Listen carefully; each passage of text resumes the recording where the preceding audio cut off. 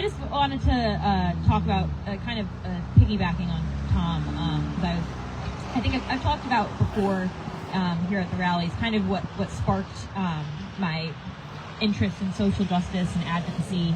It first started when I was 9 years old with the Gulf oil spill, and so I was really focused on, well, kind of started a few years before that when I became a vegetarian for the rest of my life, when I decided that I loved animals too much to eat them. So I think in first grade. So I think in first grade there was definitely some sprinkles of social justice there. But then with the Gulf oil spill when I was 9, that really sparked kind of my advocacy. But what really brought me into more of my adulthood advocacy was with Sandy Hook, and then with the Parkland shooting. I was a sophomore in high school. I was in 6th grade for the Sandy Hook Elementary School shooting, and I was a sophomore in high school for the Parkland shooting.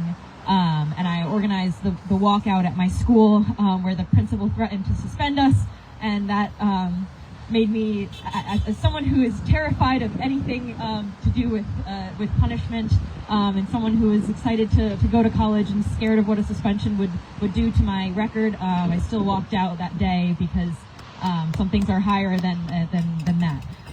And so it's, as I've expanded my issues and what I believe in and what I support and what I stand for, gun control has always been really central to me. And so as I was debating what to talk about today, because unfortunately one of the problems with me coming to these rallies is I never know what to talk about, because I could talk about nearly anything, which is great that there's material, but that's not really great when you think about why there's so much material. But as I was on my phone and starting to think about what to talk about, I got a news update that in Louisiana, you might have seen this, 8 children were killed today, ages 1 to 14, in a shooting. And that kind of headline is just so devastating. Yeah, so something that makes me speechless, and I have no words to really understand how something like that can happen. And that was in Shreveport, Louisiana, which is represented by Mike Johnson, Speaker of the House. And that made me think of what has Mike Johnson said before about shootings and gun control and guns and as probably none of you are surprised, he says he offers his thoughts and prayers often, which is always, as we know, a foolproof solution to guns. Thoughts and prayers, always. And I haven't seen his response yet. I don't know if he's had a response. I'm sure he will have one. And I would not be surprised if those thoughts and prayers are offered by Mr. Johnson. And it just made me think, because it's also this month of April is National Hope Month of Hope. And I just, hope kind of goes with those thoughts and prayers, I think. I love hope. I'm a very hopeful person. I have a lot of thoughts. I've offered my prayers before. I've hoped and I've hoped. But I'm also not the Speaker of the House.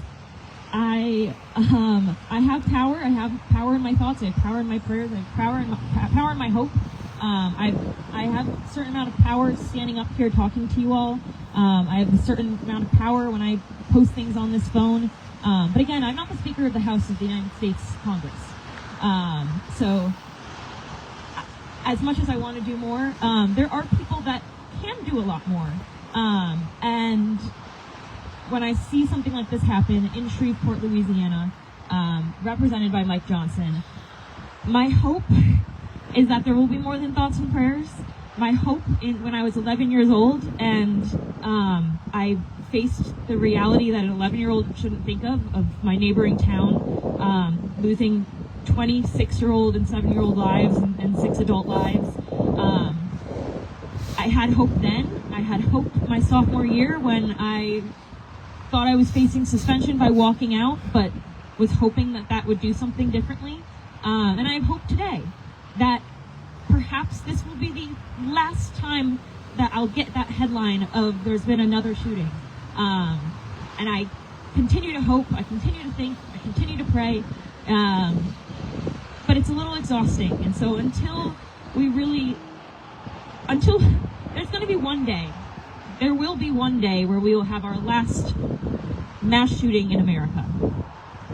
Whether that's the world ends, America ends, I hope that's not what it is. I hope that day is today. I hope that is the last time I get that CNN update that there's been another mass shooting with 8 children dead. 8 children dead because of guns, because of a lack of mental health resources in America, because of this, because of that, because. Again, one day we will be able to. I'll stand up here and say it's done. It's over. We passed this law. We banned this thing. Mike Johnson did not vote against universal background checks, which he did in 2019. And again, something will happen, whether that is a meteor that kills us all, or hopefully whether America understands the importance of the Second Amendment, which was written into our Constitution, but understands that also things change, and people can change, and guns change, and guns have changed, and guns are different than they were 250 years ago, and people are different than they were 250 years ago. And so we hope, we think, we pray, we continue to do that, but we also fight, and I hope that someday it's not just us, but it's Mike Johnson, and it's Donald Trump, and it's J.D. Vance, and it's these people that we hope will do better, and we fight to hopefully make them better. So on this month of hope, let's keep it up. It's a terrifying thing. I cannot stand the fact that I am continuing to see these articles and these headlines, and it's hard to keep up the hope. But this right here is keeping up the hope. So keep up the hope, my friends. And let's get fired up, and let's get ready to go. Are we fired up? Fired up! Ready to go! Ready to go! Fired up! Fired up! Ready to go! Ready to go! More. Fired up! Fired up! Ready to go! Ready to go! Let's go change the world. Hold on to that hope, and let's keep making sure that hate has no home here in Southbury, in Connecticut, in America, and in the world. Thanks for coming. Woo!